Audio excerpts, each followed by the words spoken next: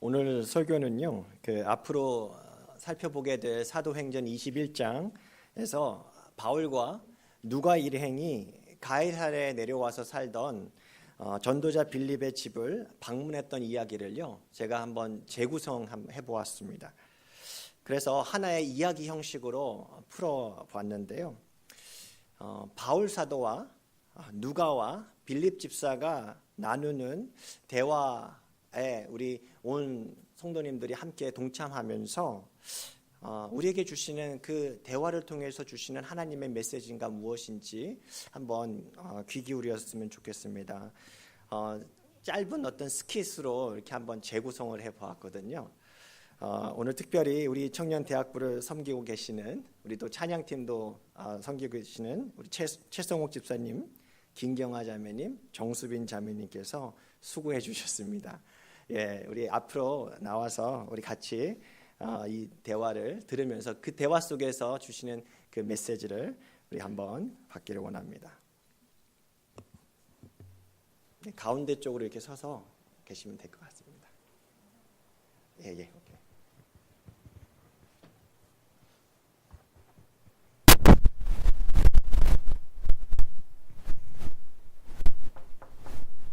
누구시오? 빌립 집사님, 저입니다. 저 누가입니다. 사도 바울과 함께 왔습니다. 아이고, 바울 선생님. 누가? 누추한 곳까지 어쩐 일입니까? 이 근처에 사는 형제들을 신방하던 차에 집사님께로 가라고 하나님께서 마음을 주셔가지고요. 그래서 이렇게 찾아왔습니다. 괜찮죠? 저야 귀한 분들을 모셔서 영광이지요. 여기 불렵으로 가까이 앉으십시오. 예, 편히들 쉬었다 가세요. 하는 따뜻한 무화과차 한 잔. 예. 좋습니다. 그나저나 요즘 사역은 어떻습니까? 이야기를 듣자니 여간 고생이 많다던데. 휴, 참 사역이 제 마음 같지 않습니다. 그러면서도 하나님의 은혜라고 생각합니다. 그동안 개척해서 이제는 잘 성장하겠다 싶었던 교회들이 휘청휘청 얼마나 마음이 무너져 내리는지. 편지를 쓰고 또 찾아가 격려도 하지만 교회를 건강하게 세우는 건 참 쉬운 일이 아니구나 하는 생각을 하게 됩니다. 사람들이 도대체 변하지가 않아요. 고린도 교회에 정말 공들여서 생명 다해서 섬겼다 생각했는데 교회는 기분이 좋지 않더라고요. 우리 교회는 아볼로 교회다, 바울 교회다, 베드로 교회다 싸우지 뭡니까? 바울이 있었을 때가 좋았는데 아볼로가 진짜 성경 잘 가르쳤는데 뭐니 해도 예수의 수제자 베드로지 하면서 싸우는데 얼마나 마음이 괴로운지 모르겠습니다.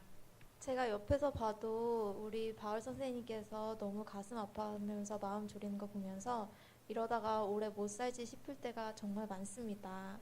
그 열정도 좋지만 몸을 좀 생각하셔야지요. 집사님, 그나저나 가이사랴 동네가 참 많이 발전했네요. 사람들도 많아졌고 특히 외국인들이 숫자가 몰라보게 많아졌네요. 로마가 이 항구 도시에 투자를 많이 하긴 하나 보네요. 로마 황제가 하사해 주었다고 이름까지 가이사랴라고 짓고 참 인간들이란 어떻게 해서라도 자기의 이름을 알리기 위해서 몸부림치는 존재 같습니다. 더 크게, 더 높게, 더 멀리, 더 많이. 이거 마치 올림픽 구호 같은데 어떻게 해서라도 사람들의 눈에 띄고 싶고 인정받고 싶은 거겠죠? 그러게요. 눈에 보이지 않는 것을 볼 수 있다면 그렇게 쉽게 눈에 보이는 화려함을 쫓지만은 않을 텐데 말입니다. 한 번뿐인 인생, 자신이 짜놓은 인생의 성경 계획표를 가지고 어떻게 해서라도 성공하고 싶은 우리 인간들의 욕심이겠죠. 로마 황제만의 욕심만은 아니지 않습니까? 네, 그렇지요. 하나님께서 참 저 같은 사람도 택해서 쓰시는 걸 보면 저는 참 할 말이 없죠. 저처럼 엘리트 가문, 학벌, 성공, 명예를 쫓던 사람도 없었습니다. 오히려 그렇게 성공만을 쫓는 사람들이 저보다는 낫죠. 저는 예수 믿는 사람들을 얼마나 많이 핍박했는지 몰라요. 그런 제가 이렇게 이방인들에게 복음을 전하는 자로 살고 있다는 것을 스데반 집사가 상상이라도 했을까요? 집사님, 여기 가이사랴에 산 지는 얼마나 되셨죠? 예, 한 20년쯤 됐습니다. 신기한 하나님의 인도하심으로 여기까지 왔죠. 그럼 여기 오기 전에는 어디서 사셨나요? 사도 바울 선생님께는 좀 미안하지만 지금은 이제 새 사람이 됐으니까 바울 사도가 주축이 되어서 내 친구 스데반이 무자비하게 돌로 맞아 죽는 모습을 보았을 때 난 너무 마음이 힘들었어요. 정말 아름다운 우리 신앙 공동체를 하나님께서 왜 흩으실까? 기도하고 기도해도 답을 주시지 않더라고요. 왜 이런 고난을 내게 우리에게 허락하실까? 도대체 이유를 알 수 없었지요. 가족들이 감옥에 들어가고 눈앞에서 죽는 모습을 보면서 내 힘으로 할 수 있는 일은 아무것도 없어 보였습니다. 참 무기력한 시간이었어요. 사도들을 뒤로하고 그동안 정들었던 예루살렘 공동체를 떠나는 날엔 얼마나 울었는지 모릅니다. 그렇게 뿔뿔이 흩어졌고 하나님께 기도하면서 우리는 한 걸음 한 걸음씩 북쪽으로 향해 걸어갔습니다. 그러면 사마리아 성도 지나가셨나요? 네, 그렇죠. 이전에는 그렇게 사람 취급도 안 했던 사람들인데 참 몸도 너무 피곤하고 마음은 완전 멘붕이고 어느 순간 그곳까지 이르게 되었습니다. 그날 밤이 늦어 한 집에 들려 자고 가려는데 정말 가난한 집이더라고요. 참 불쌍하다 생각하고 있던 차인데 그 집 아이가 갑자기 문 밖으로 뛰어나오면서 괴상한 귀신 소리 같은 것을 내면서 이상한 행동을 하는 거지 뭡니까? 처음엔 너무 놀라서 뒷걸음질 치다가 너무 어린 것이 하면서 마음이 무거워지면서 기도하기 시작했습니다. 그런데 기도하고 얼마 지나지 않았는데 정말 신기하게도 아기가 괜찮아지면서 정상으로 돌아오는 것이었습니다. 이 소문이 순식간에 전 마을로 퍼져갔습니다. 안진뱅이들도 중풍병자들도 우리가 기도하는데 고침받는 것을 보면서 야, 사도들만이 아니라 나 같은 집사에게도 이런 능력을 주셨구나 싶었습니다. 그러나 어찌나 내 스스로 놀랍던지 심지어는 그곳에 유명한 그 마술사 한 사람도 뒤집어졌지 뭡니까? 참 신기한 일이 제 눈앞에 일어나는데 그러면서 차츰 제 안에 있던 Why me? 하나님은 왜 나에게, 왜 우리 공동체에게 그런 고난을 주실까 하며 의심했던 생각들이 조금씩 떨어져 나가는 것을 느낄 수 있었습니다. 아멘. 우리 인간은 다 그런 것 같아요. 우리 믿는 자들에게 예상치 않은 고난이 올 때 그 고난이 인내를 만들고 인내가 우리 단련된 인격을 만들어 결국 우리에게 희망을 가져오게 한다는 것을 안다면 우리는 정말 고난 중에서도 즐거워할 수 있겠죠. 정말 많은 사람들이 자신의 뜻대로 일이 풀리지 않는다고 해서 믿음을 포기하고 하나님을 원망하면서 돌아서는 것이 참 마음이 아픕니다.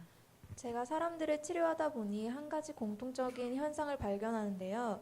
사람은 죽음과 같은 고통, 아픔 속에서만 비로소 겸손하게 자신의 고개를 숙이더라고요.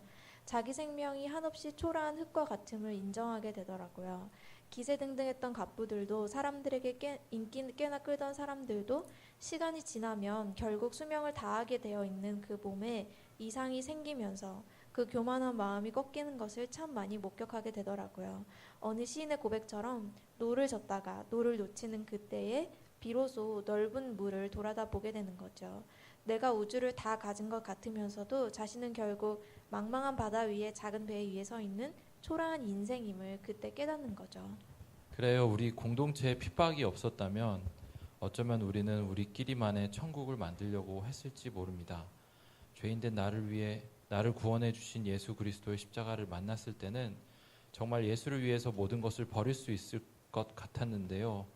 시간이 지나고 사람들이 몰려들면서 정말 한순간에 이 공동체에 맡겨주신 주님의 사명보다는 그저 편안한 사람들과 어울리면서 여기가 좋사오니 하면서 지내게 되더라고요. 우리 교회는 지금도 죽어가는 저 넓은 세상으로 뻗어나가야 하는데도 말이에요. 내가 이해할 수 없는 삶의 일들과 또 무기력해진 나를 통해서 하나님의 신기한 능력들이 드러나는 것을 보면서 전 한 가지 깨닫게 되었습니다. 비록 내 앞에 있는 문이 닫히더라도 절망하지 말자. 하나님께서 분명히 내게 들어갈 다른 문을 준비하고 계신다는 믿음입니다. 네, 맞습니다. 이사야서 말씀을 들어보세요. 내 생각은 너희 생각과 다르며 내 길은 너희 길과 달라서 하늘이 땅보다 높음 같이 내 길은 너희 길보다 높으며 내 생각은 너희 생각보다 높음이니이다. 이사야서 말씀을 하시니까 참 신기했던 일 하나가 생각납니다. 사마리아 성에서 그 마법사를 혼내준 일이 있었다고 했죠. 그 일이 있던 다음에 한 번은 새벽에 기도하고 있는데 하나님께서 도대체 제가 이해하기 어려운 말씀을 하시는 거예요. 예루살렘에서 가사로 내려가는 그 광야길 있잖아요. 그 거의 한 50마일 정도는 그 황량한 길에 사람 인적도 별로 많지 않고 그래서 강도도 자주 나오는 그곳인데요. 하나님은 그냥 무작정 그리로 내려가라는 거예요. 이유라도 알려주시면 좋을 텐데 정말 이해하기가 어려웠습니다. 그래서 아니야, 이건 나의 착각이야 하면서 머리를 흔들면서 떨쳐버리려 했는데 이제 이곳 사마리아에도 교회를 세우고 이제 주민들에게도 알려져서 교사 역할만 했죠. 내심 그냥 머물고 싶은 마음도 있었던 게 사실이에요. 그런데 문득 방금 전에 말씀드린 그 깨달음, 하나님께서는 무슨 뜻하신 것이 있겠지, 하나님의 길은 내가 생각하는 길과 다를 거야 하는 그 믿음이 확고해지더라고요. 그래서 짐을 싸고 그곳으로 당장 내려갔습니다. 그래서 무슨 일이 있었나요? 누구를 정말 만났습니까? 네, 그 모래바람을 날리면서 광야길을 걸어가면서 간혹 지나치는 사람들을 볼 때마다 전 물었습니다. 이 사람입니까? 같지 않지만 나를 위해 먼저 예수님께서 걸어가신 그 길인 줄로 믿습니다. 그 길을 우리가 동참하기 원하신다라는 거예요. 이 시간 찬양하실 때 주님, 내가 기쁘게 걸어가기 원합니다.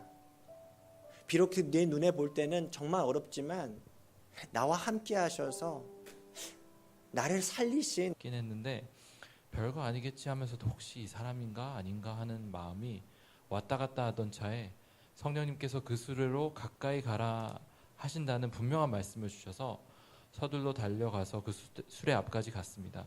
그래서 제가 당신 무슨 책을 그렇게 골똘히 보고 있습니까? 물었더니 글쎄 바로 그 이사야서 말씀을 읽고 있지 뭐예요. 난 너무 놀라서 그 사람에게 또 물었습니다. 당신 혹시 지금 읽고 있는 그 말씀을 이해를 하십니까? 라고 말입니다. 그 사람이 뭐라던가요? 누구였나요? 놀라지 마세요. 에티오피아 재정부 장관이었습니다. Minister of Treasury Department 아시죠? 에티오피아 왕실에서는 그 일을 맡기 위해서는 거세를 해야 하는 것을요. 에티오피아 왕실 넷이었습니다. 물어보니 예루살렘에 예배하러 왔다고 하더라고요. 정말 까무라치는 줄 알았습니다. 신명기 말씀에 거세한 자는 하나님의 회중에 들어갈 수도 없다고 했는데 이게 무슨 일인가 싶었습니다. 저 가망 없는 민족, 그 사람들을 하나님께서 생각하고 계시는구나. 문득 내 신앙이 여전히 율법에 갇혀 있다는 것을 깨달았습니다. 하나님의 자녀가 되는 것은 우리의 겉모습, 즉 아시아인이나 아프리카인이나도 아니고 또 내가 쌓은 공로로 하나님의 자녀가 되는 것도 아닌 거예요. 오직 예수 그리스도의 십자가의 대속을 믿을 때만이 하나님의 자녀가 된다는 사실을 새롭게 깨닫게 되었습니다. 그동안 본질이 아닌 것 때문에 얼마나 사람들을 정죄했는지 몰라요. 히브리파 형제들이 예수 믿어 너 꼭 할례는 받아야 한다고 했을 때 우리 헬라파 형제들이 얼마나 힘들었는지 몰라요. 그런데 나 역시도 저 이방인을 내 신앙의 잣대로 정죄하고 있었던 거죠. 네, 맞아요. 그나저나 그 에티오피아 사람은 이사야서 어떤 본문을 읽고 있던가요? 읽는 성경 구절은 이것이니 일렀으되 그가 도살자에게로 가는 양과 같이 끌려갔고 털 깎는 자 앞에 있는 어린 양이 조용함과 같이 그의 입을 열지 아니하였도다. 그가 굴욕을 당했을 때 공정한 재판도 받지 못하였으니 누가 그의 세대를 말하리요. 그의 생명이 땅에서 빼앗김이로다 하였거늘.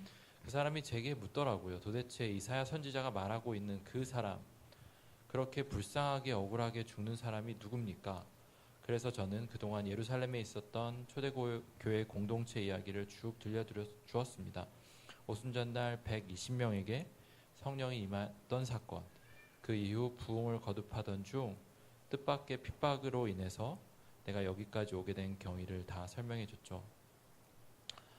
그리고 이스라엘 선지자가 예언한 포로된 이스라엘을 구원하실 그분, 그리고 지금도 죄의 포로가 되어 세상의 욕심과 자랑을 쫓아 살아가던 나와 여러분을 구원해 주신, 우리의 죄로 인해 죽을 수밖에 없던 우리를 살려주시기 위해서 도저히 이해할 수 없는 십자가의 길로 보냄받으신 그분, 그럼에도 묵묵히 그 길을 순종하여 걸어가신 그분이 예수 그리스도이심을 가르쳐 주었습니다.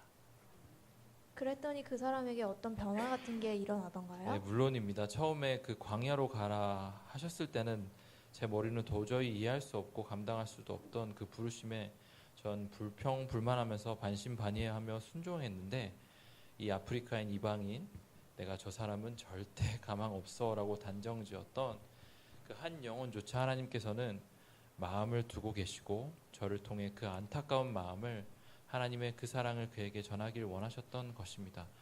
예, 그렇습니다. 변화가 일어났죠. 당연히 일어났습니다. 그 사람은 잠시 가더니 물 운덩이를 보고는 세례받기를 원했습니다. 그래서 우리는 함께 물에 들어가 죄에 대하여 죽고 이제 하나님의 자녀로 새로운 생명을 시작하는 세례를 거행했습니다. 그 사람의 표정을 봤어야 해요. 그 사람의 얼굴이 천사와 같이 환하게 빛나는 모습을 저는 잊을 수 없습니다. 와, 정말 말로 표현할 수 없었을 것 같습니다. 빌립 집사님, 그 시기를 생각해 보니까 이곳 가이사랴에 살던 로마인 백부장 고넬료와 그 가정이 구원받게 되면서 이방인들에게 복음이 퍼져나가기 바로 얼마 전에 있었던 일이네요. 마치 이방인 전도를 예견이라도 한 듯 딱 들어맞는 사건이네요. 어떻게 예수님께서 말씀하셨던 그 말씀, 사마리아와 땅끝까지 이르러 내 증인이 되리라 하시는 말씀이 그렇게 실제로 실현이 되다니, 저의 믿음이 부족한 탓인지 들으면서도 참 믿기 어려울 정도입니다. 빌립 집사님의 말씀을 들으면서 주를 위해서 살았던 저의 모든 수고가 헛되지 않구나 싶습니다. 우리가 선을 행하되 낙심하지 말지니 피곤치 아니하면 때가 이름에 거두리라. 갈라디아서 6장 9절 말씀. 정말 생각 같아서는 그만두고 싶고 마음도 몸도 너무 힘들어서 내려놓고 싶었는데, 일주일에 이렇게 1시간 예배 드리는 것조차 힘들었는데 하나님의 그 역사하신 손길 가운데 제가 있다는 생각을 하니까 정말 위로가 됩니다. 저의 부족한 인생 여정이 사도 바울께 위로가 되었다니 제가 더 황송합니다. 말씀을 나누다 보니까 하나님께서 제게 부끄러운 시상 하나를 떠오르게 하시는 것 같습니다. 그 길, 제목 그 길, 우리가 이해하기 어려운 그 길, 가고 싶어 하지 않는 그 길, 예수님이 먼저 가셨네. 하나님의 뜻을 이루기 위해 자신의 뜻을 포기하셨네. 나를 살리기 위해, 우리를 살리기 위해 십자가의 길 가셨네. 세상을 살리는 그 길, 나를 살렸던 그 길, 이제 나도 따라가려네.